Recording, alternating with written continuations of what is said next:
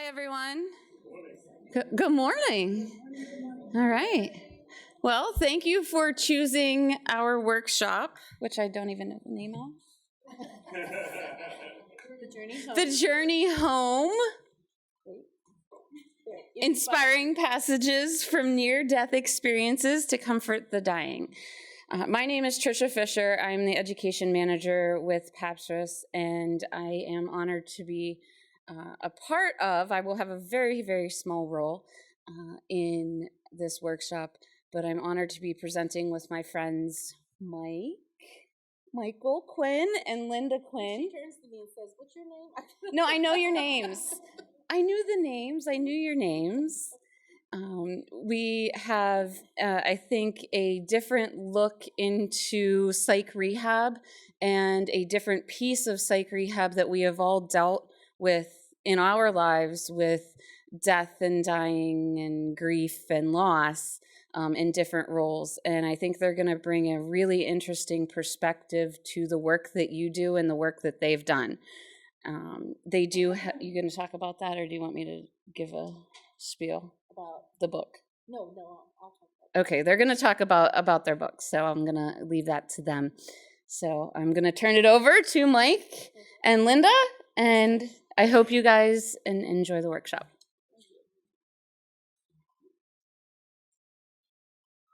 Good morning, everybody.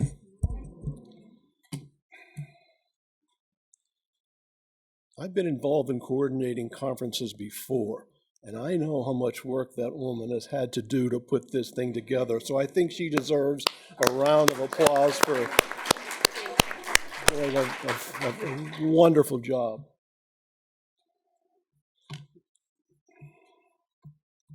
I remember way back when I was in college, I took a course in public speaking, and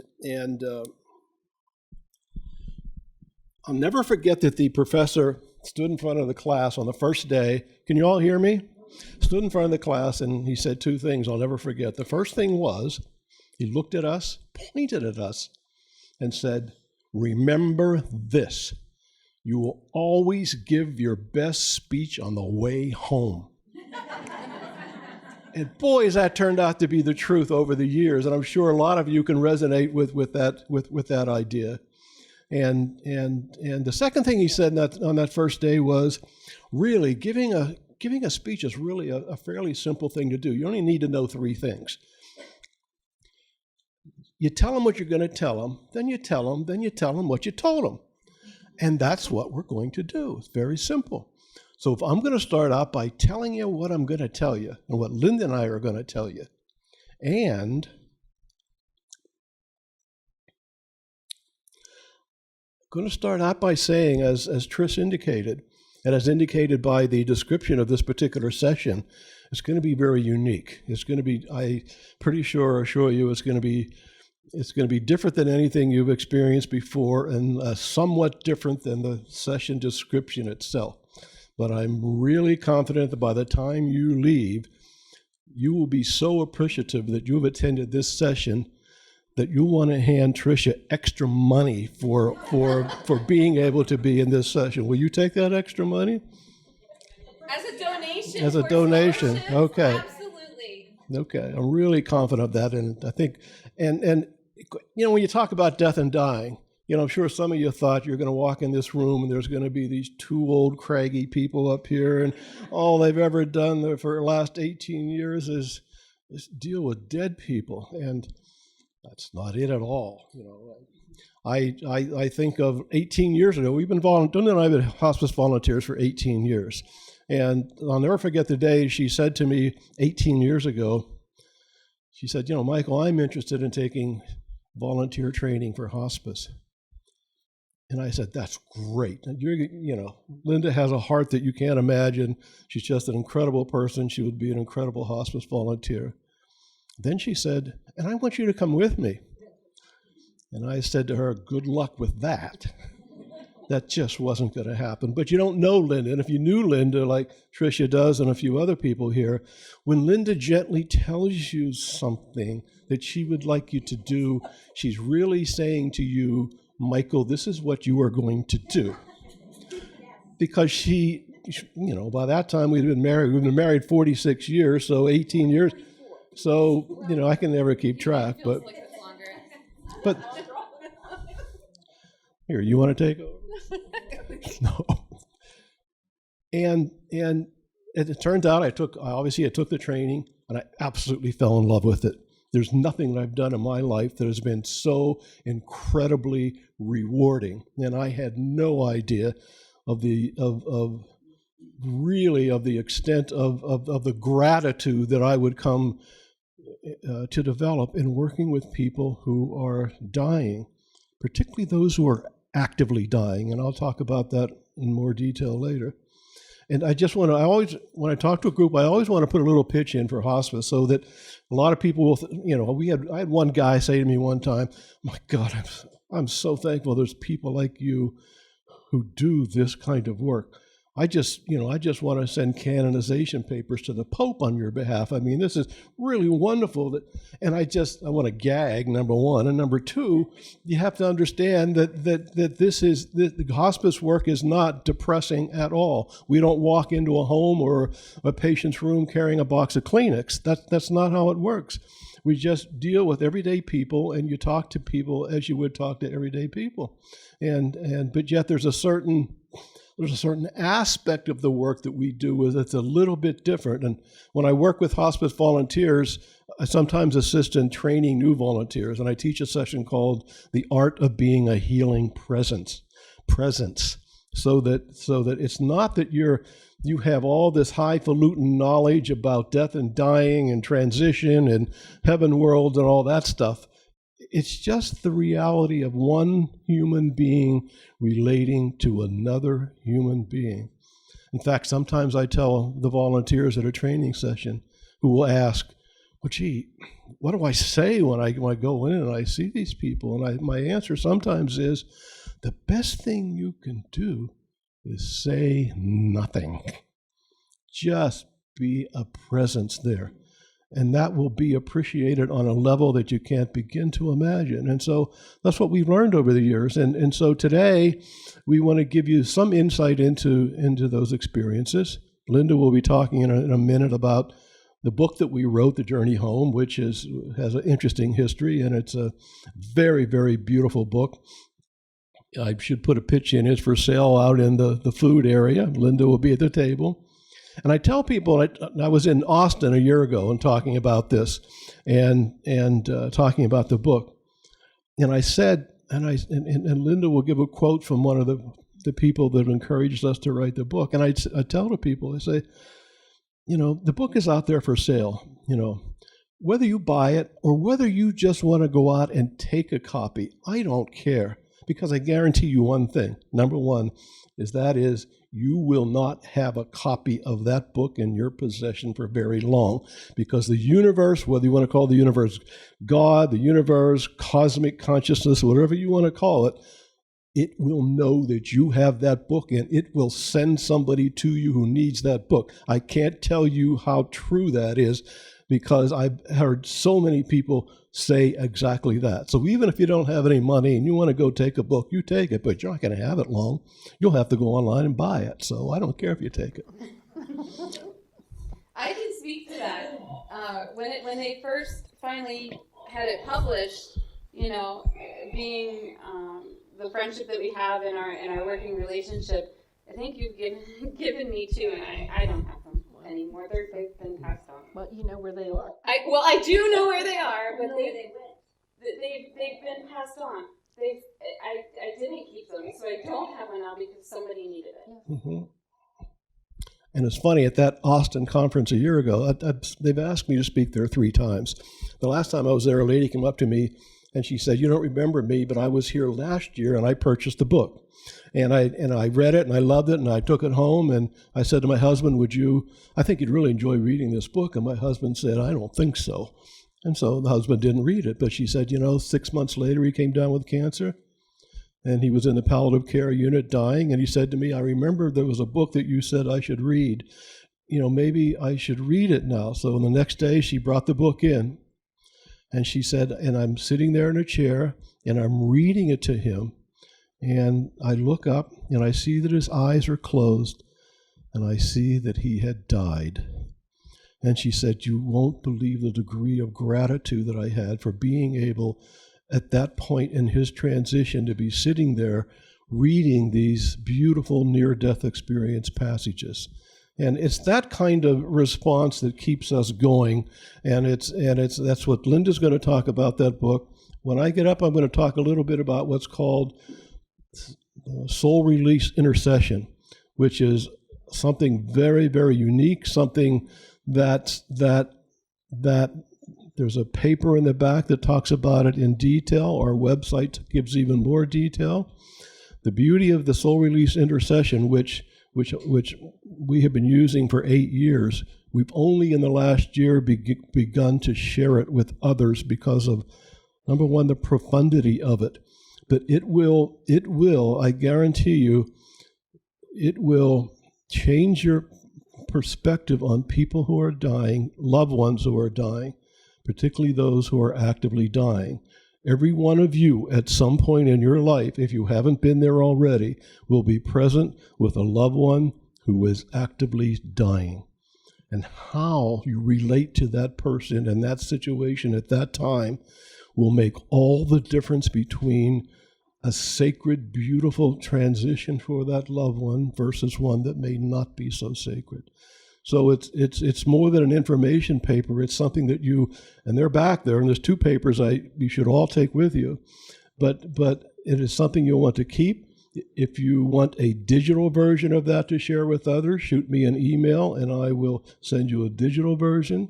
As I said, it's on our website. But once you read it, you will see why it is so, so valuable. And then after I talk about that, I'm going to take the context of death and dying that we're talking about, and I'm going to take it a step further, a lot further. But we're going to talk about how that relates to the whole fundamentals of creation itself. And I think you will enjoy it. It'll be entertaining, and it'll also be mind-boggling. I'll tell you right up front, it'll be mind-boggling, but you'll be able to incorporate that or assimilate that into the work that you do, obviously, but also you'll be assimilated into your own personal being, and it has the potential for making a significant, beautiful change in your life, which is what all the work that you do is all about. It's not only working with clients and helping them.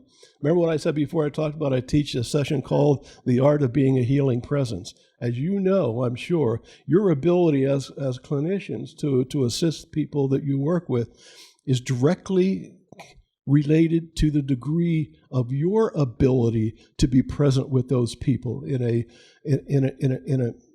and I don't know the words that you use in your clinician work, but there's an aspect of yourself that if it isn't grounded, if it isn't centered, if you don't have a sense of your own self-worth, it's really difficult then to relate to those people that you're working with. Once you get a sense of the universe that we live in, that I will be talking about, I think it has the ability to make a shift in how you perceive that. And I'll finally end up talking about an aspect of once you understand that and understand an aspect of consciousness you may not have thought about before, how you can take that consciousness and literally assimilate it into your own nervous system, into your own being, so that you become more self-fulfilled, you relate better to your loved ones, and you relate better to your clients. And I'm going to turn it over to Linda now, and you'll love to hear what Linda has to say. She's just so good at this. Okay, can you hear me through this? Can you hear everyone? Okay, so I wanted to talk a little bit about, I met Tricia through my work at Goodwill, and somewhere along the line she heard that I do energy work and I teach meditation. We've been doing that since the 70s, so we have quite a warehouse of knowledge about that. And when she found out that I did all that I do in the alternative field, she asked me and she invited me to teach in their psychiatric rehab program, teach the alternative coping skills. The one thing that I found mind-boggling.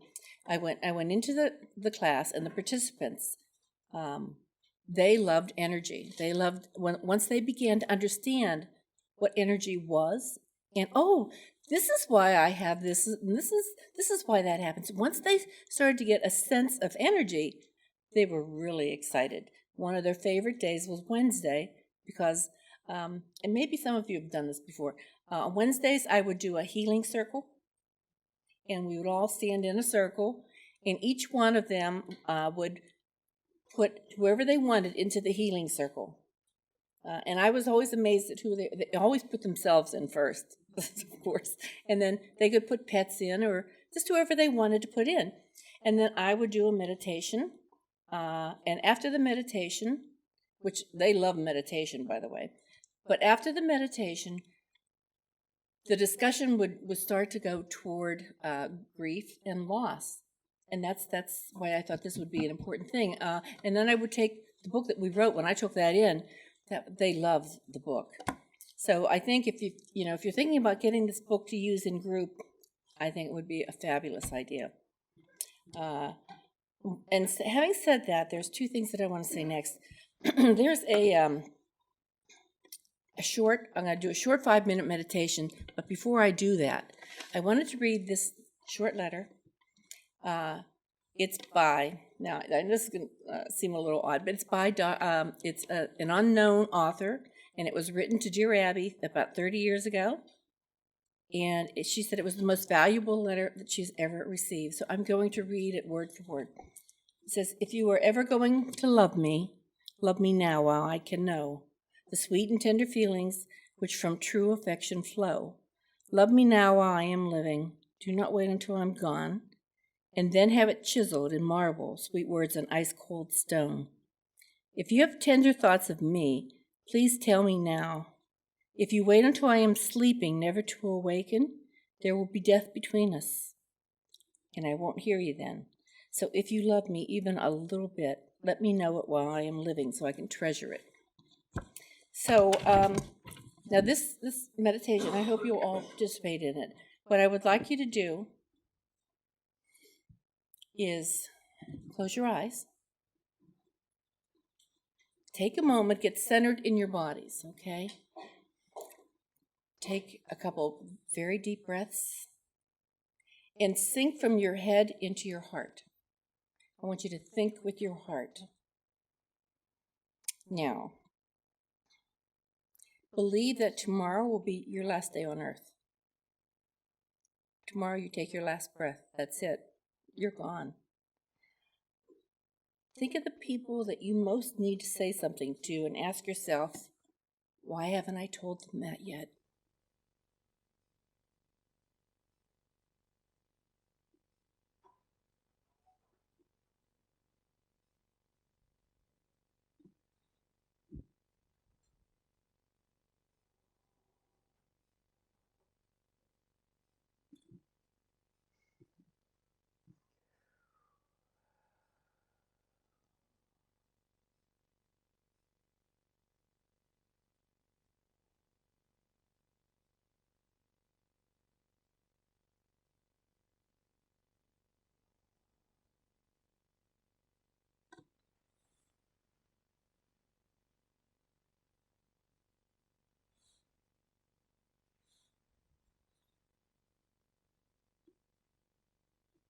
And when you feel ready, take a moment and then slowly open your eyes.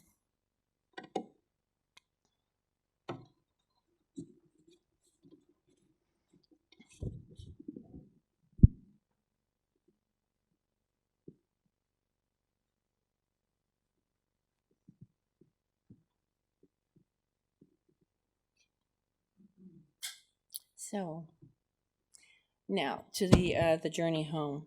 It's a collection, as Mike said, of near-death accounts. I haven't told you lately how much I love you.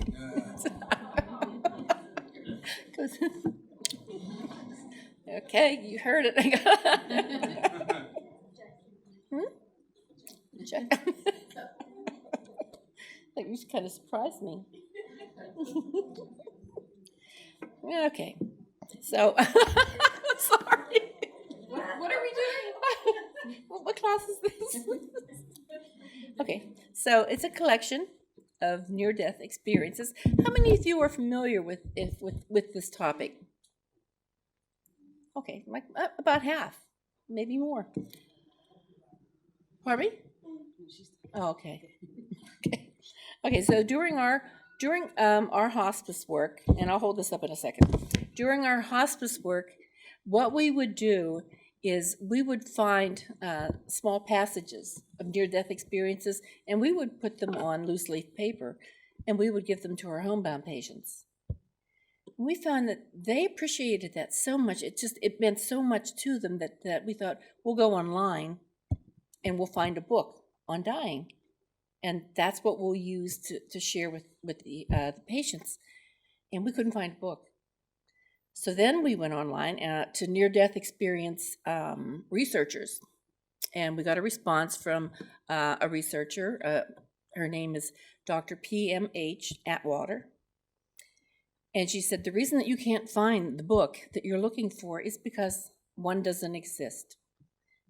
And then she said, more to the point, she said, and that is why you need to write it. So we did. We wrote it.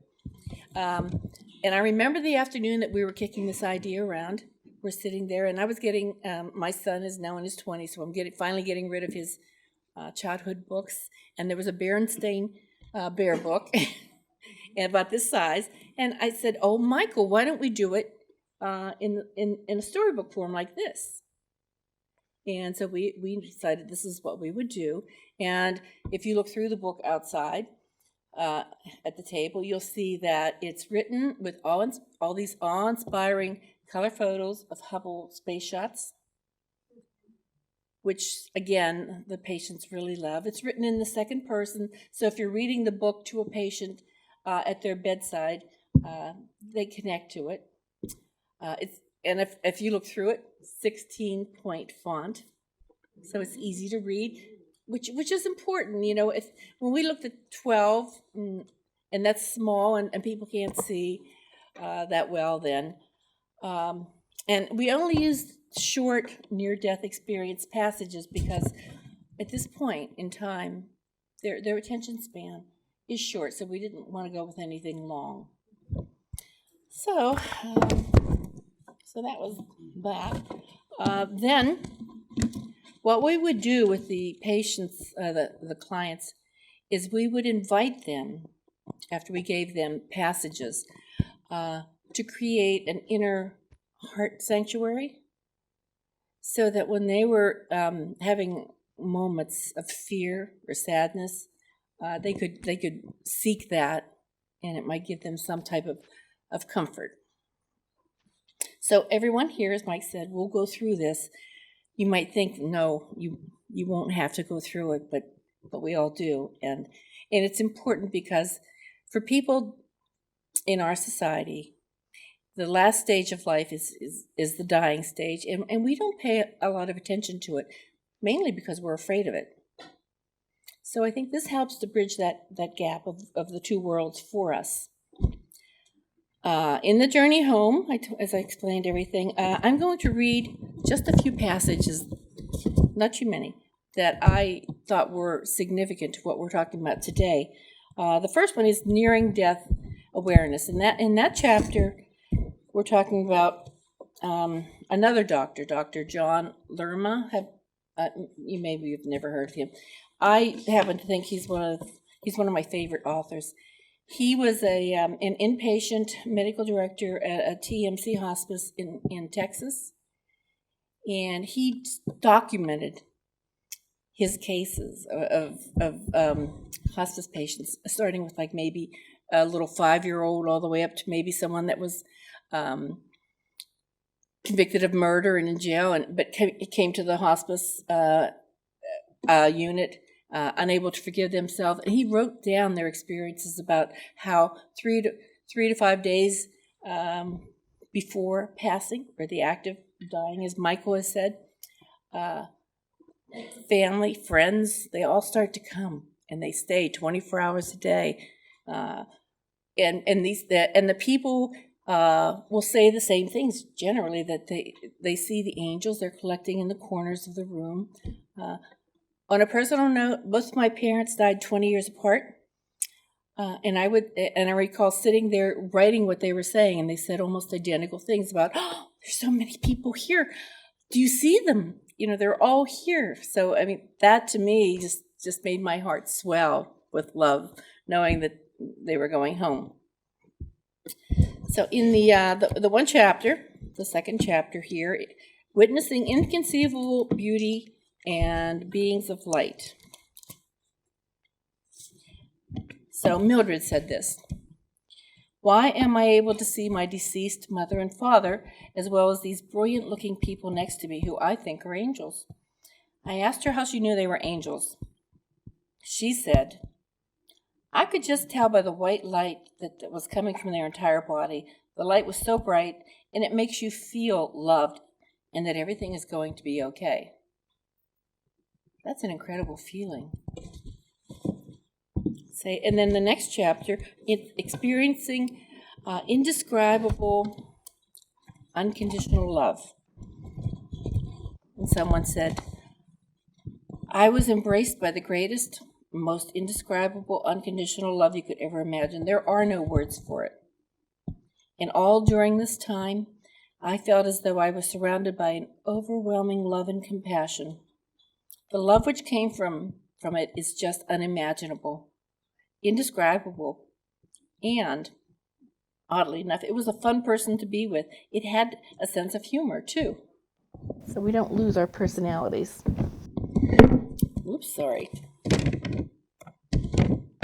And here's part, the last two I really love. I love the one on absence of judgment and the final one on forgiveness, because in psych rehab, these are two of the topics that I addressed a lot because they were judged so often. And when you can give them insight into this, and from a different perspective, a different dimension, a different level, they just ate that up. And this one is, judgment came from within me. I was contained, I like this one. Judgment came from within me. I was contained in a panoramic, wraparound, full-color, three-dimensional vision of the events in my life.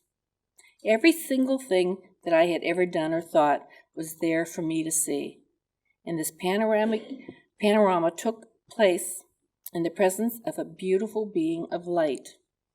At this point, a kind of judgment took place, not from the being of light who radiated a deep love and forgiveness towards me, but rather from myself. The judgment came from within me. And you'll find that is an issue that we all deal with, or most of us do, of self-judgment. And one of my favorite things to teach was self-love. And finally, I love this picture. I'll see that. Saying goodbye isn't as serious as it seems, because we will meet again.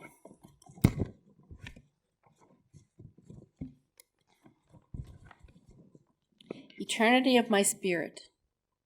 I have had to face many trials and challenges since my near-death experience, but the knowledge of the eternity of my spirit and the freedom from the fear of death have created in me a foundation of peace that no temporary physical condition can shake. I have a great wish that everyone could experience the wonders I have, for it would transform the world. So that's pretty much what I wanted to say in terms of the book. I did want to read one final thing, and then I can hand this over to Mike. If there is one thing we have learned during our years of hospice service, it's the importance of forgiveness as you approach your final days. I could talk about this for a long time, but Mike gave me a time to stay in. So if you've been holding onto wounds caused by others, we ask you to seriously consider extending forgiveness to them. And it's equally important that you create a space in your heart to forgive yourself for any guilt you may be holding on to, for any actions during your life or hurts that you may have caused another. If Spirit is extending complete unconditional love toward us, does it make sense to continue condemning ourselves? Now, I know earlier in the morning, down for the keynote speaker, she was talking about our stories. And that was a real, I didn't know that she was, that was part of it. But the thing that I think I would like to leave you with is that going just from this point forward, you have blank pages on your story. So think of how you want to write your story, because you can create anything that you want. Thank you.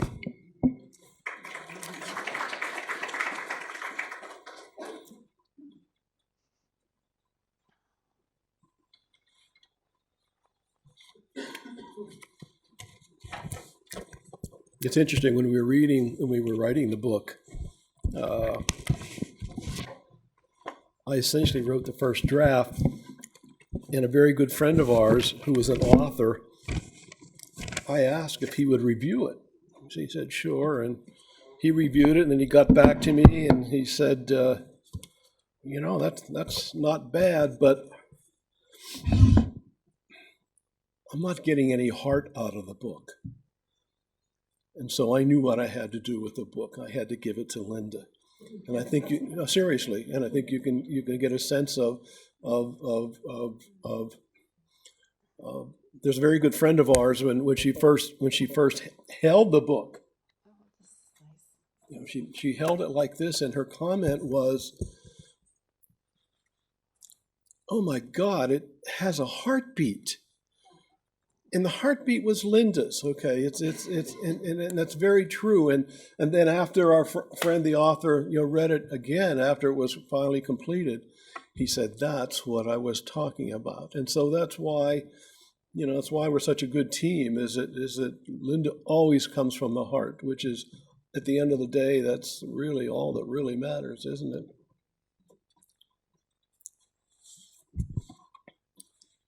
About 8 years ago. We've been hospice volunteers for about 18 years, but about 8 years ago, we had the honor and the privilege of being able to work with a renowned energy healer from South Africa.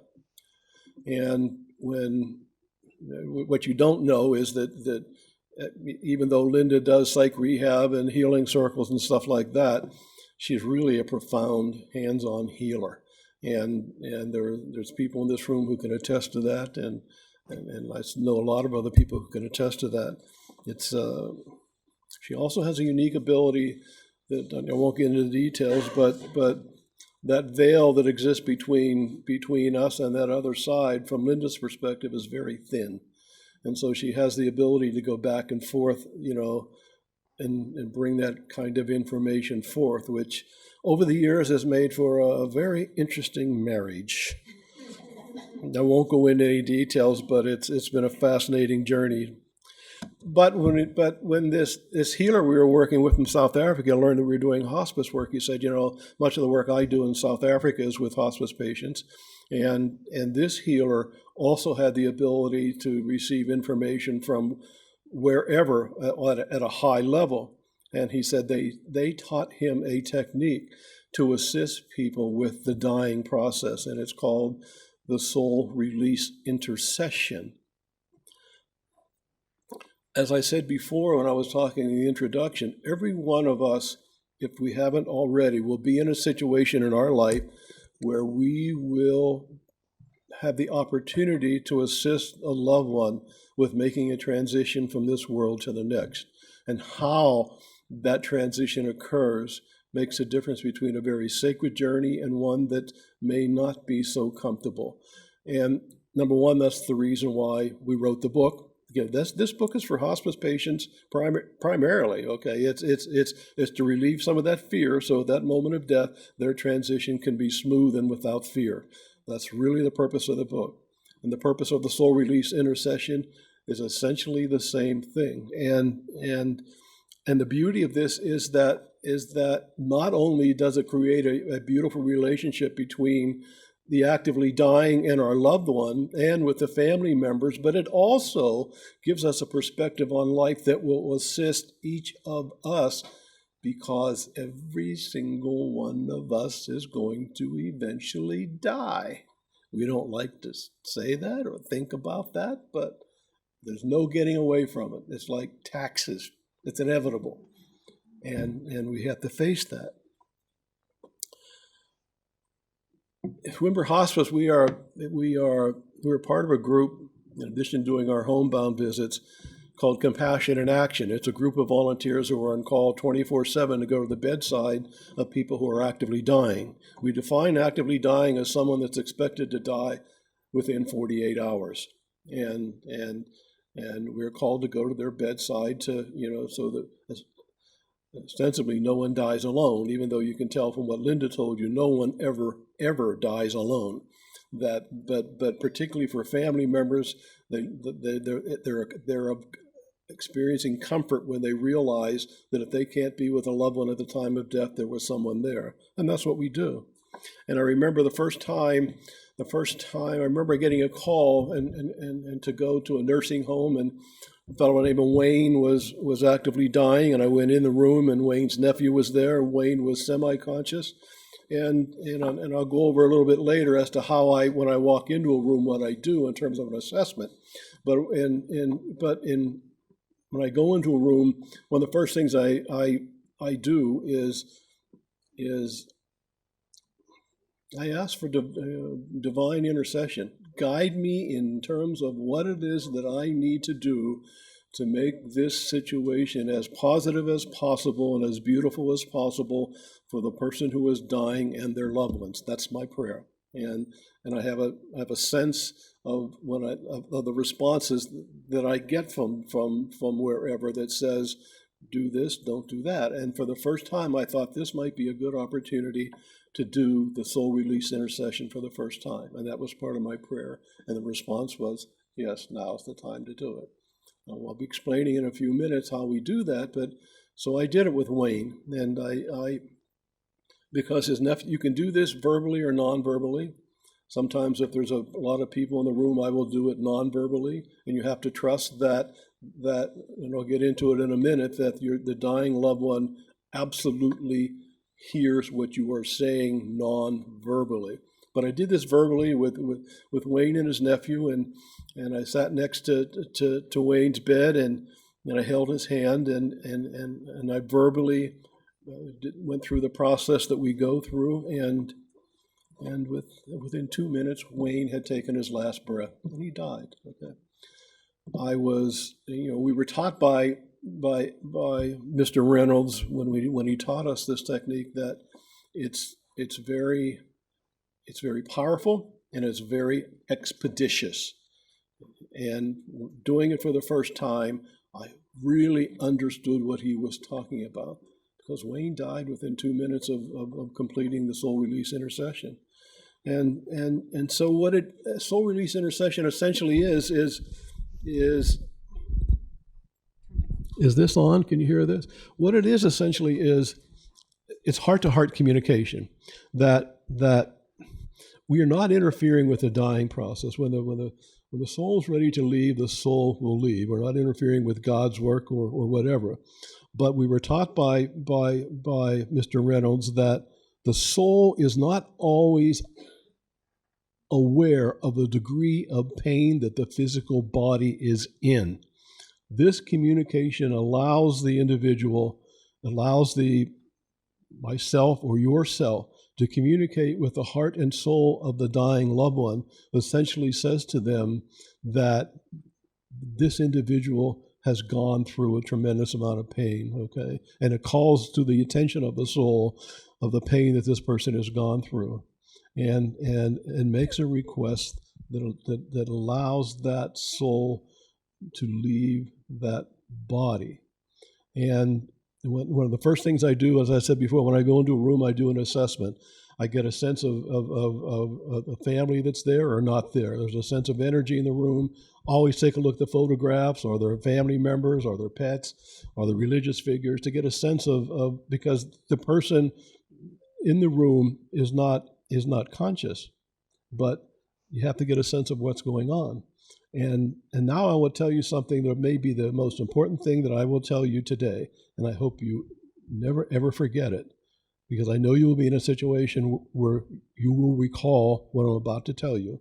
And that is, when someone is actively dying, and you're in the room with someone who's actively dying, they're almost always unconscious. But the truth is, they are not unconscious. They are non-responsive. Non-responsive is so significantly different than the word unconscious, because unconscious implies a lack of consciousness.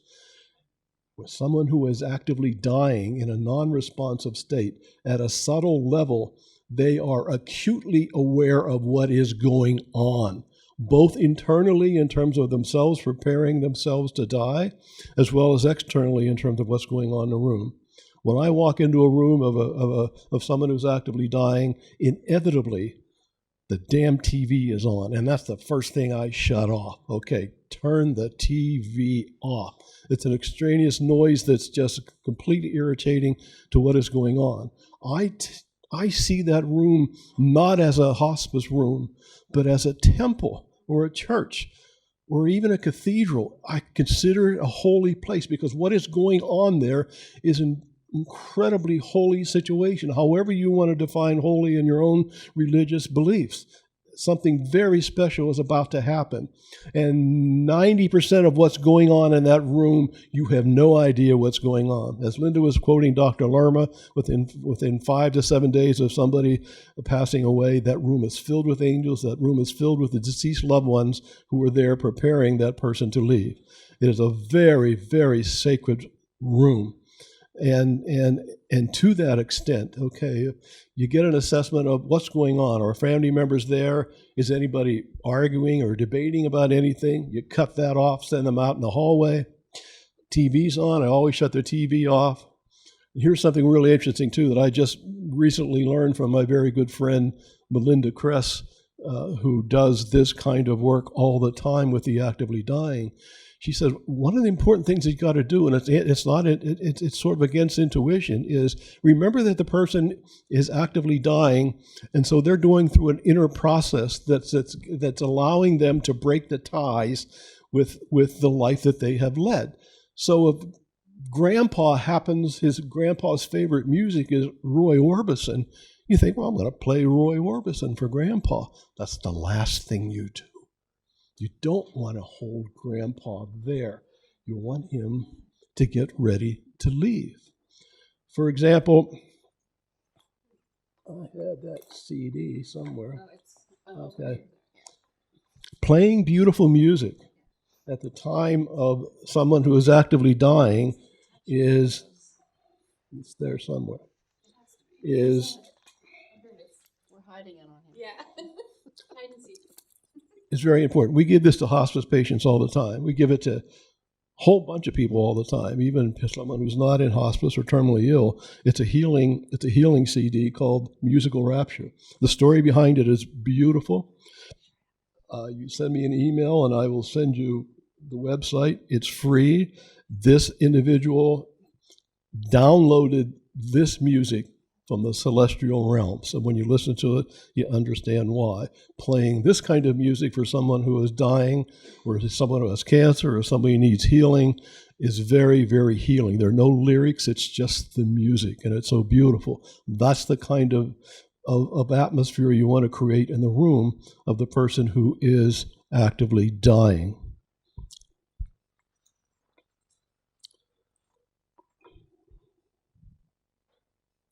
The key to the soul release intercession is the affirmation.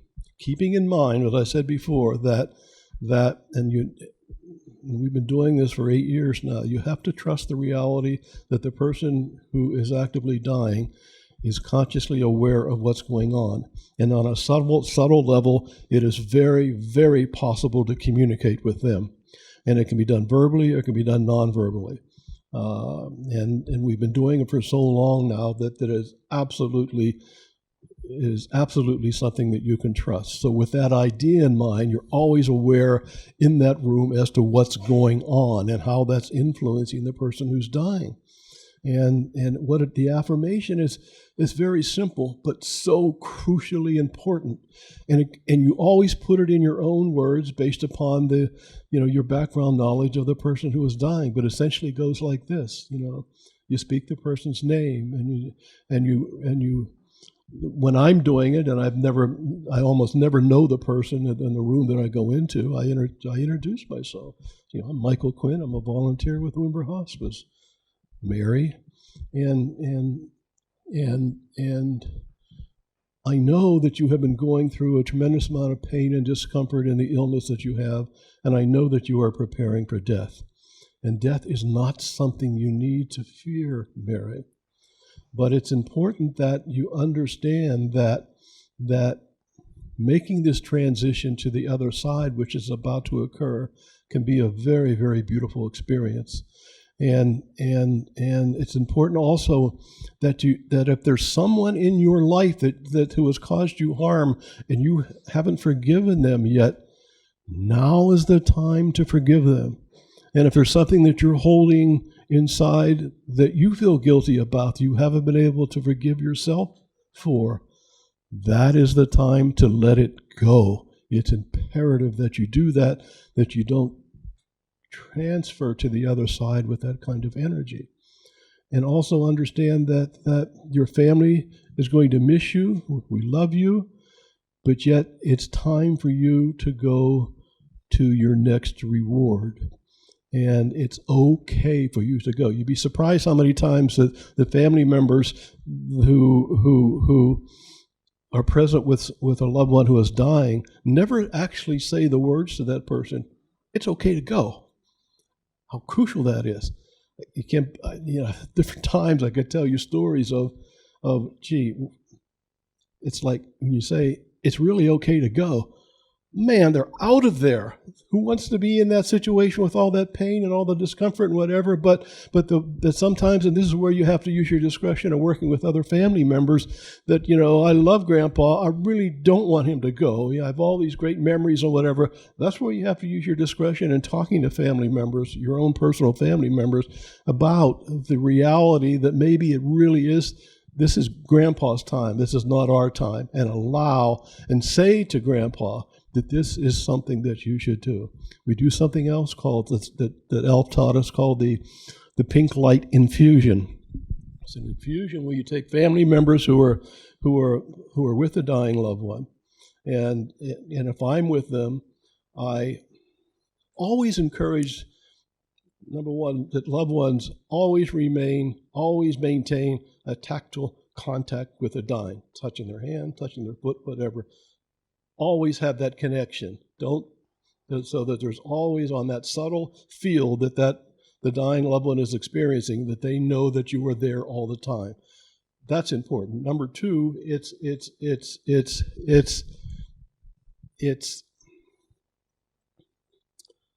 this is one of those moments where on my way home I remember, I actually forgot to say that. Okay, it's one of those things on the way home, but it's you're essentially telling the loved one that it's okay to go, and then you step back and you just allow the process to unfold. Sometimes they don't go for any variety of reasons. We're not there to analyze why anything occurs. All we do is we do the technique and let divine intelligence take it where it needs to go. But I can't tell you how many times in the 8 years that we've been doing this that within minutes the person leaves. And it really wasn't until about a year ago that we actually started teaching this to other hospice staff and hospice volunteers, and very recently to the general public. Last December, Dr. Raymond Moody, some of you may know him. He's considered the father of the near-death experience. He's wrote a book called Life After Life in the 70s. It sold millions of copies. He basically introduced the concept of near-death experience. And when we wrote our book, we were hoping to get his endorsement. People said, no, he doesn't endorse books anymore. We sent it to him anyhow. He endorsed it. And so we've developed this relationship with him. And last December, he and his he and his partner, Lisa Smart, who was the author of a fabulous book called The Final Words, they asked us to write a blog for his University of Heaven website. And we did, and that's the blog that's on the table in the back.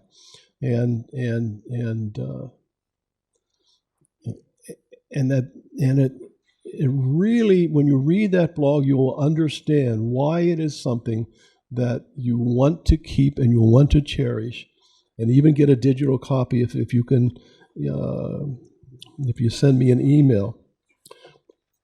In this particular section, I just want to finish this section by talking about the story of Mary. Mary, about a year ago, was called to her bedside at a nursing home. Mary had been the activities director at the nursing home for about 30 years. And so I go to the nursing home and I go in the room and I look around, I do the assessment that I do. But Mary was conscious, very much awake, big, beautiful blue eyes. People who, she was an activities director, as I said, at that nursing home, so people were coming in and out, saying goodbye to her. They would have to put their ear down close to her mouth to hear what she was saying because she could just whisper. And so I'm thinking, well, I have never done this technique with somebody who's conscious before, but that voice from on high said, you need to do that with Mary. And so when there was a break with people coming into the room, I knelt down next to Mary and I held her hand and I essentially did the affirmation that I talked about before. Mary, you've been activities director here for so long. You have touched so many thousands of people. You are sick now, and you know what the prognosis is. You know you are about to go, and it's important that you go. And some other things that I said in the affirmation.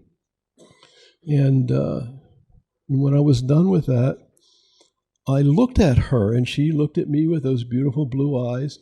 And I said, Mary, do you understand what I just said to you? She nodded her head slightly, closed her eyes, took a breath, and died.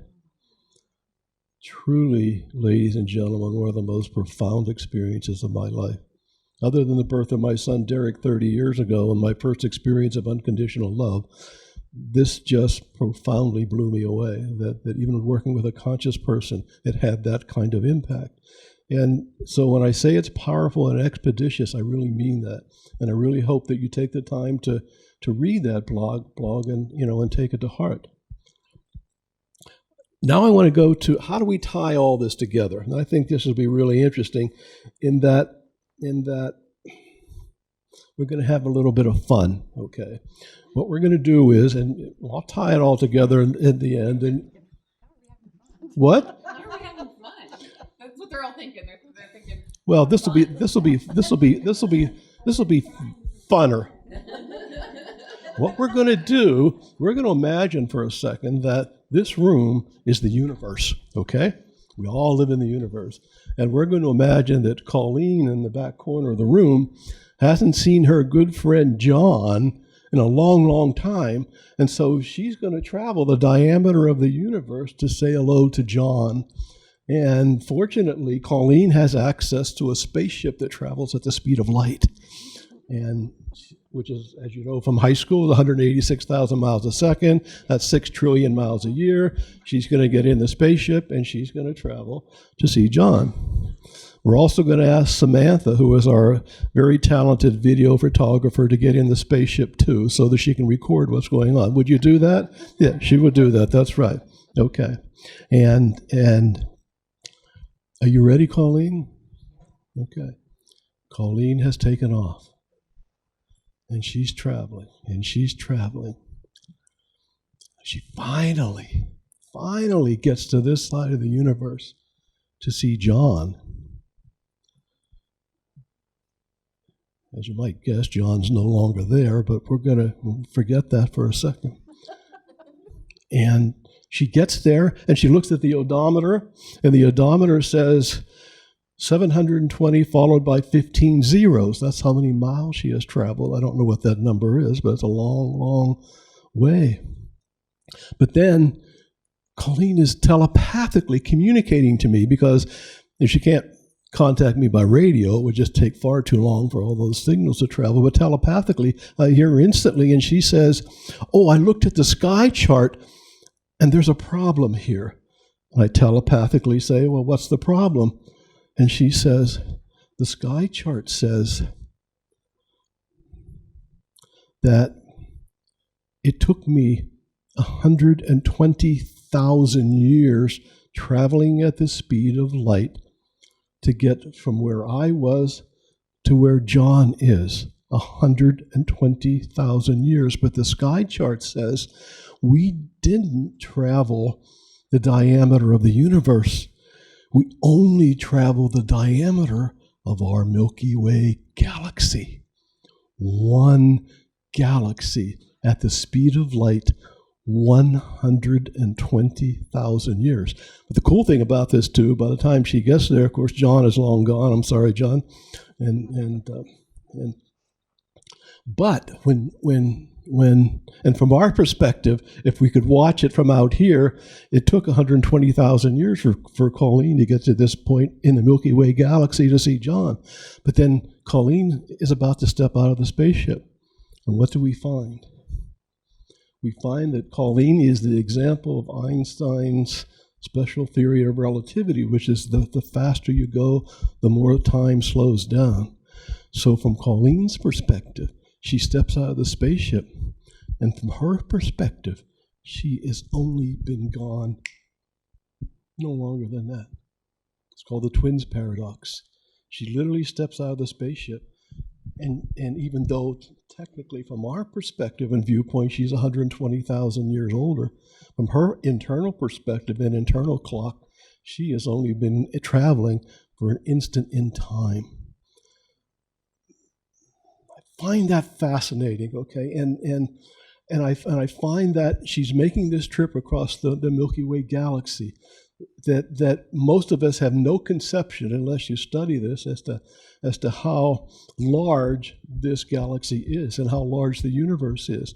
When I stop and I think of planet Earth, and I think of just recorded civilization, how much has gone on planet Earth since recorded civilization? All the warfare, all of the arts and culture and science and everything that has gone on in recorded history. It's just we can't get our arms around it. And we think, well, gee, scientists now tell us, astronomers now tell us that there is up to 40 billion, what they call exoplanets in the Milky Way galaxy. An exoplanet is called sometimes a Goldilocks planet, not too hot, not too cold, potentially capable of experiencing life. And what do the new near-death experience people tell us? It's not in this book. It's in this book that I wrote a couple of years ago called Whispers from the New Paradigm. There's a whole chapter talking about this astronomy information. And it tells us that these experiencers come back and saying, the universe is just filled with other civilizations everywhere.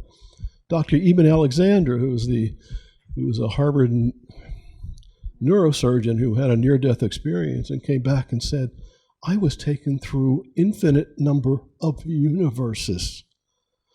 And so if we stop and think of just of our own Milky Way galaxy and the potential number of civilizations, and I stop to think about, gee, how about the millions of Sistine chapels and the millions of Notre Dame cathedrals that have been built and the millions of Beethoven Fifth Symphonies that must have been recorded just in our own galaxy. And then I'm drawn to a photograph that I'm about to show you, which you probably haven't seen before. It's one of the most profound photographs that I've ever seen. I think you might find it the same, and that is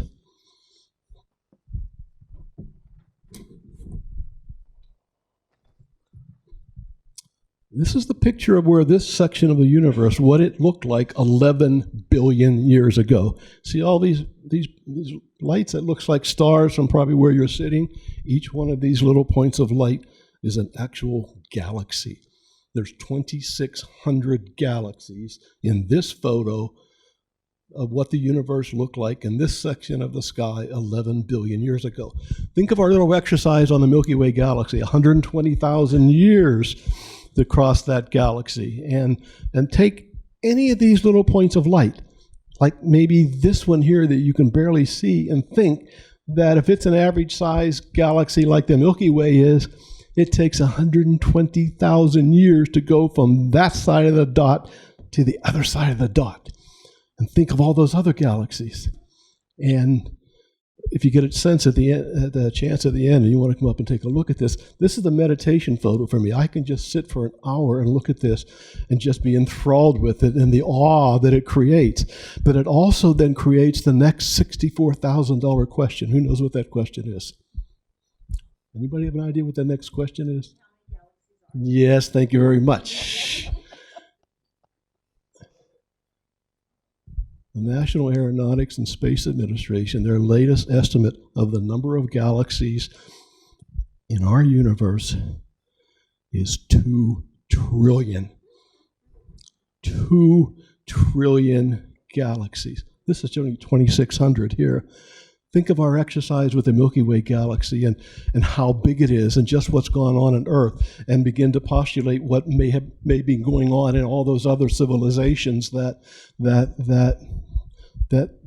probably exist in the Milky Way galaxy. Carl Sagan said one time he estimated there could be up to 1 million sentient civilizations in the Milky Way galaxy. Dr. Frank Drake actually came up with a mathematical formula that he estimated at 10,000 civilizations. The ancient Vedas from 5,000 years ago write about this.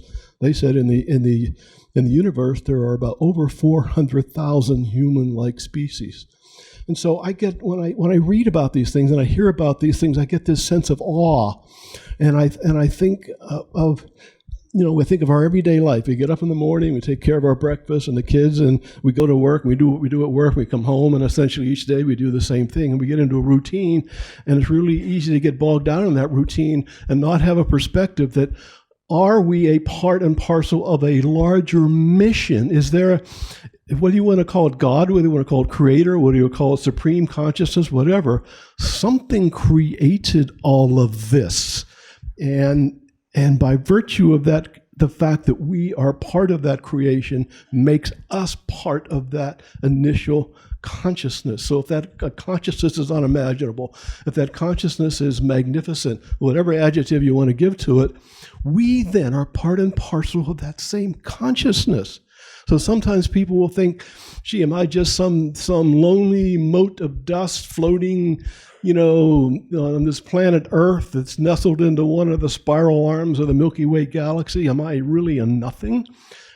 But if whatever you want to define that creation process as, if you come to the conclusion that it is magnificent, even though we can't begin to understand it, then don't we have some aspect of that magnificence ourselves?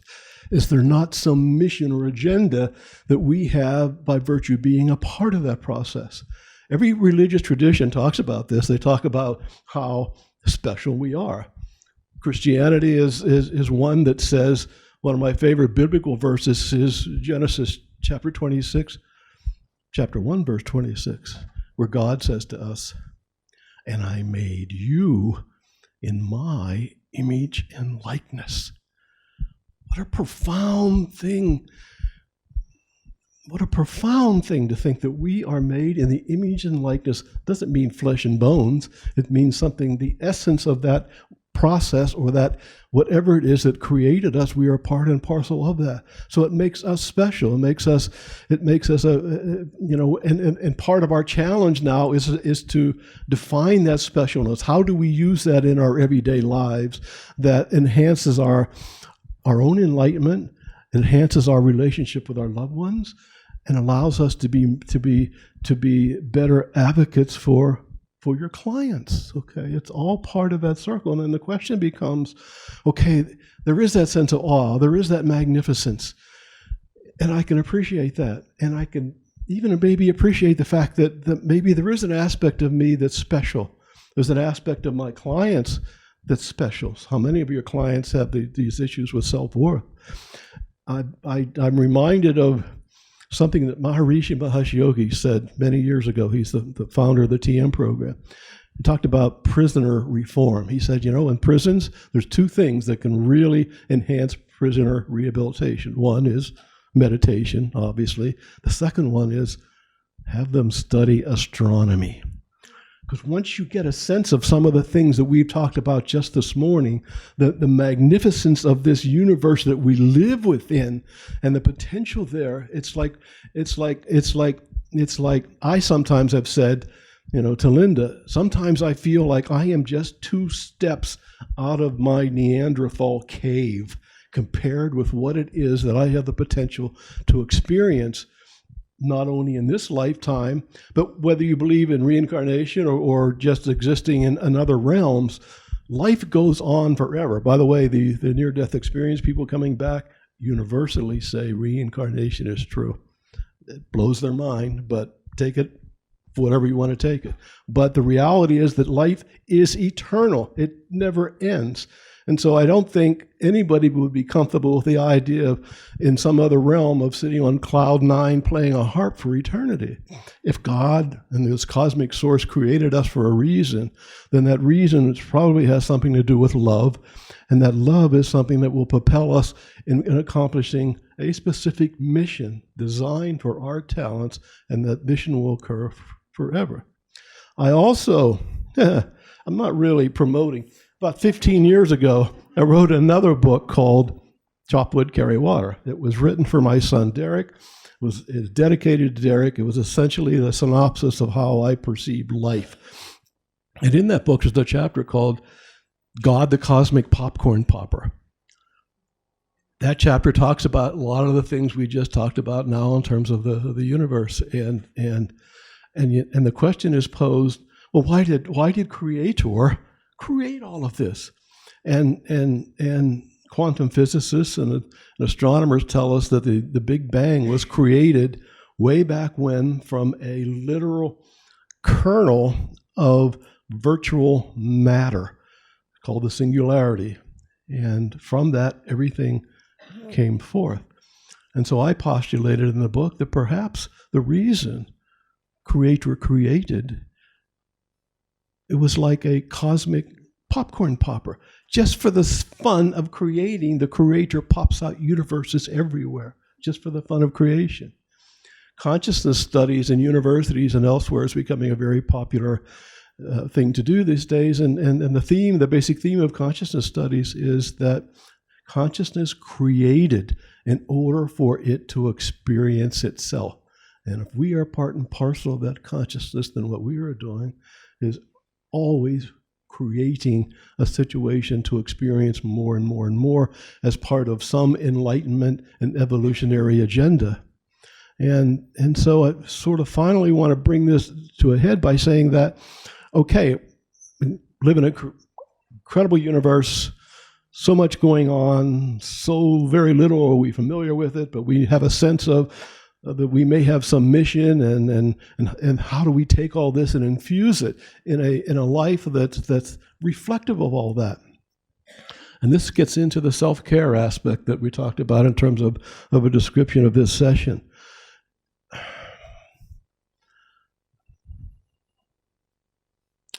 It's interesting that a few years ago, I attended a meditation course in the mountains of western North Carolina. I've attended a lot of meditation courses over the years. Linda and I have practiced transcendental meditation for 50 years. It's a part and parcel of everything that we do. But this course was special. It was a 2-week course, but it was a silence course. We were instructed not to speak. No iPhones, no iPads, no I this, no I that. Everything was disconnected so that the meditations we were doing would be even more profoundly deep by virtue of the silence that we were keeping in mind that silence is far more than just the absence of noise.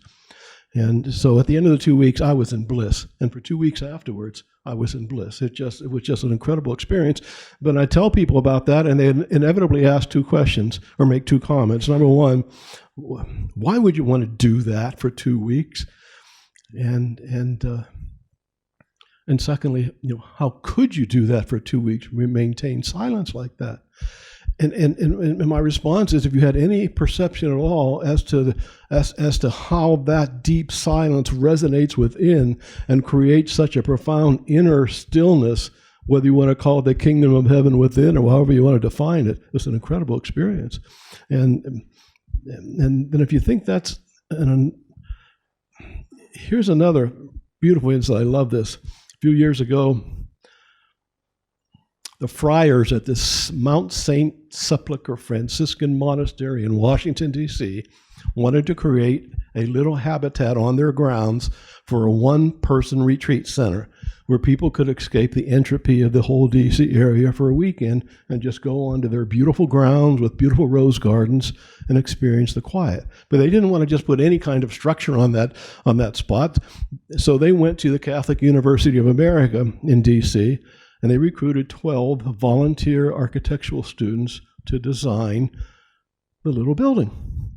And the friar said, we only have one condition. We want each of you individually to come to our grounds and sit on our grounds for 1 hour in silence, so that the silence and your experience that you have will help you in your work and get a sense of the essence of what we want this building to look like. So all the students agreed, and they all went individually. And after that process was over, the monks reported that of the 12 architectural students, 9 of them could not sit in silence for 1 hour. They couldn't do it. And I just find that astounding, but yet I don't. When you go anywhere now, everybody, their third appendage is their cell phone, constantly attached to something. We get into our car and turn the radio on. We go home, we turn the TV on. There is this constant barrage of external stimuli that never allows us to really step back and experience the bliss of silence. The great poet and mystic Rumi once wrote that silence is the language of God. All else is poor translation. How true that is. I said before, sometimes I teach hospice volunteers, and as you might guess,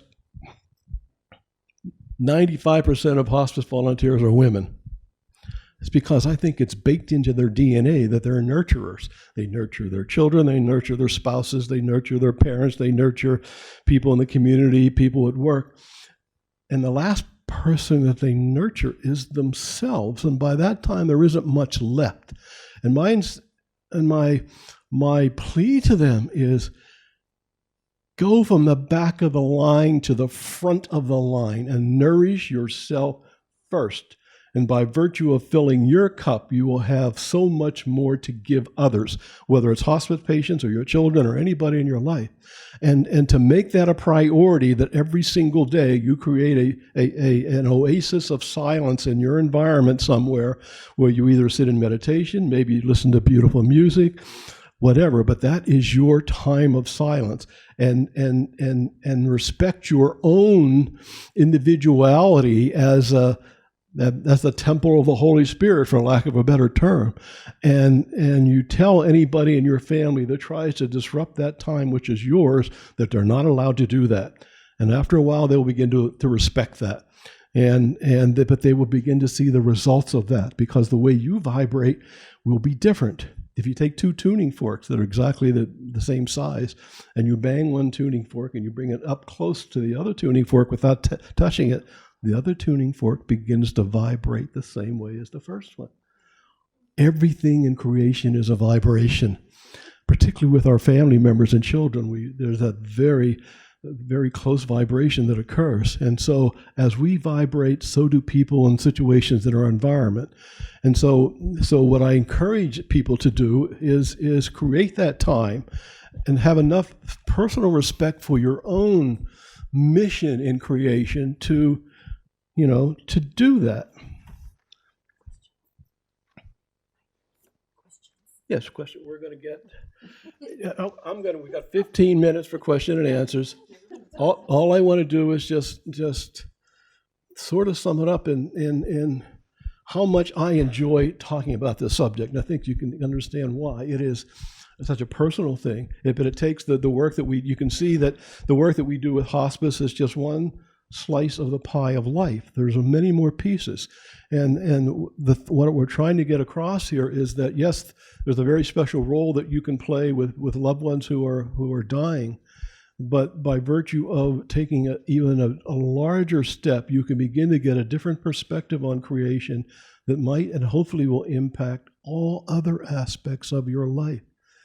And that's what excites me more than anything I can imagine. It's like a privilege to be able to stand here, because this dance of life that we do, is going to go on forever. It's not going to end after this session. It's not going to end after we all die. We will all continue to relate to each other in some way, in some form, in some place.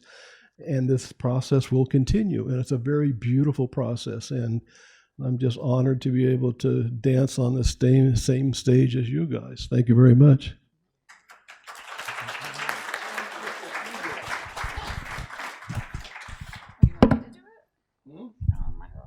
Okay, they're open to questions. I'm just going to run the mic around.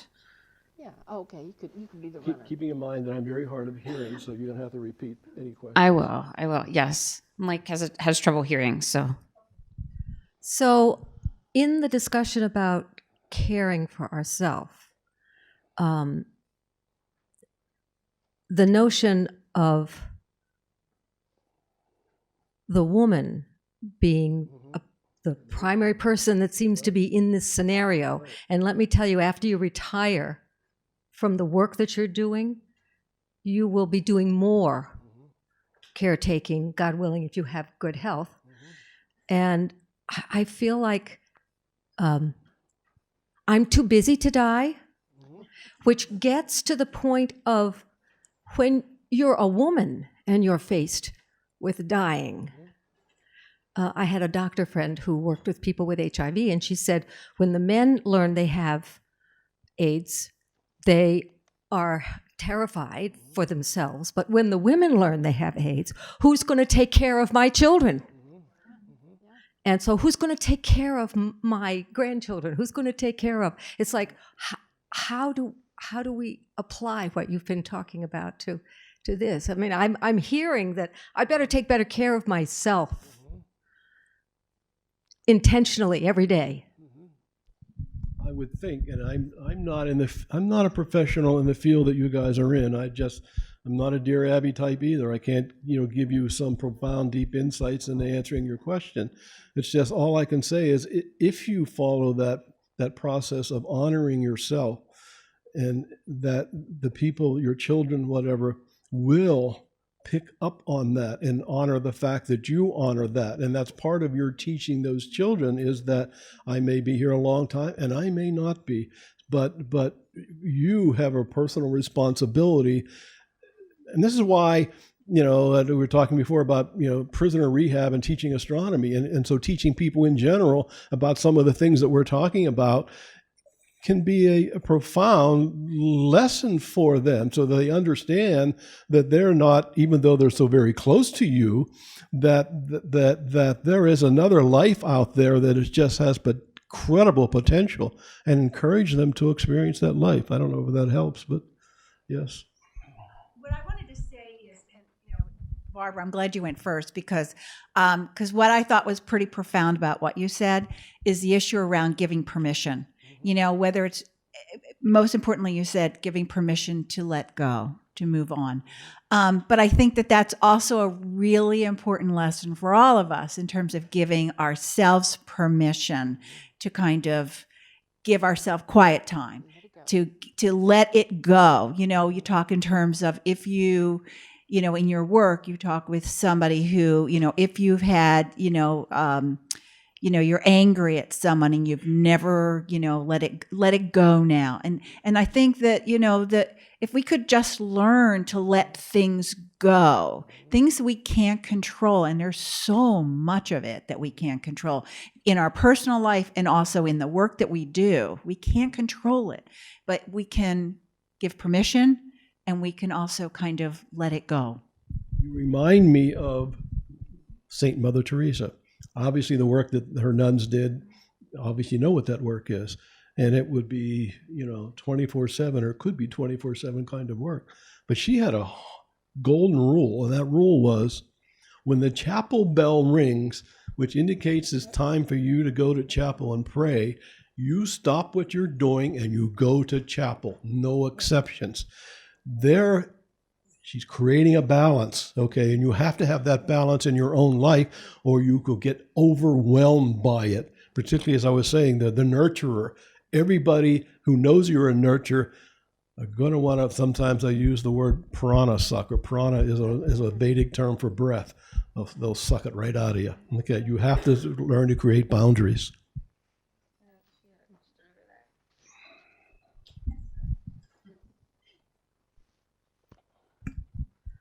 I've had a couple experiences of being with people that have passed when I was with them. But one in particular I want to ask about is, it was my husband, and he was on life support at the time. And I mean, the children and I were all there, and we knew that he was going to pass at some time, or we had to unplug him. I mean, they tried everything. But I believed he was still there, and we ended up having like fun in his room, but we also had tearful moments too. But sometimes I wonder, when you were, and especially now when you were talking about the consciousness, what is your opinion on whether he was actually still had his spirit or not? I mean, do you have any idea on that subject? About a month ago, I was called to be at the bedside of a lady who was dying. The son was in the room. We were talking for like 10 minutes, and he asked to go out in the hall to talk to me. So I go out in the hall, and he looks at me and he says, "What's going to happen to my mother after she dies?" And I'm thinking, "You're asking that question now?" And I said, "What's your mother's religion?" And he said, "Well, she's Baptist." And I said, "Well, that's not going to help her much." No, I didn't. I didn't say that. What I did say was, your mother's still living. You have an opportunity as your mother is still living in the room. And then I went into the affirmation thing and the slow release intercession process, and go in and just talk to her in the following way, in your own words, and make that connection with your mother to assure her that you are certainly love her and you're going to miss her, but her transition that she's about to make is going to be very beautiful. I don't know if that helps at all, but I thought of two things. Before, remember I said, gee, when on the way home, there's this, why did I forget saying that? I was talking about the pink light infusion and how important that is. And I used the example of a fellow who was in his 40s, who was dying of a brain tumor, and he's in the palliative care unit, and he's actively dying. His wife is there, and his 4 children.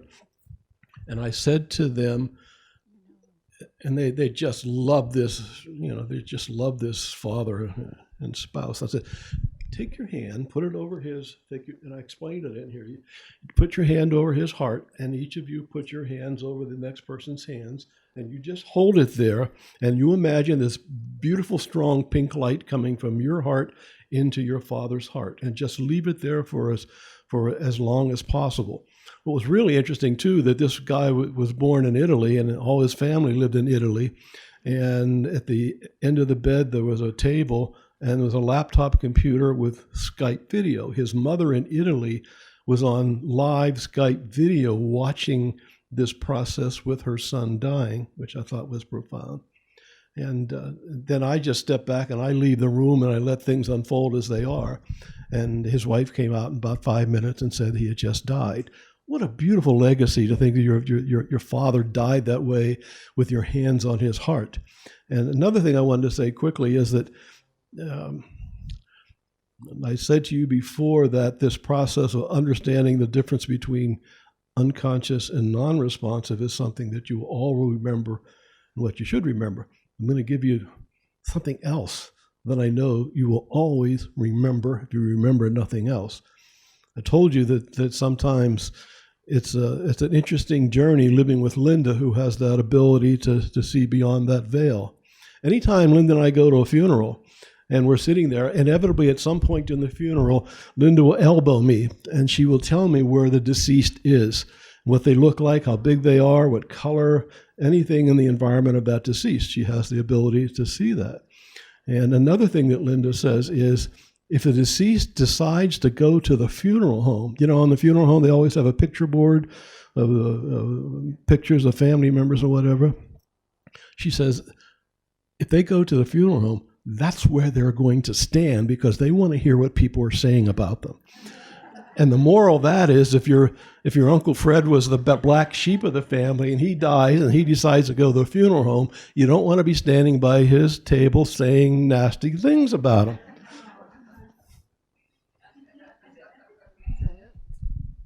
Yeah, we're about to wrap up. One of the things that I wanted to leave with all of you is I wanted to first of all thank you for attending this because it's out of the box.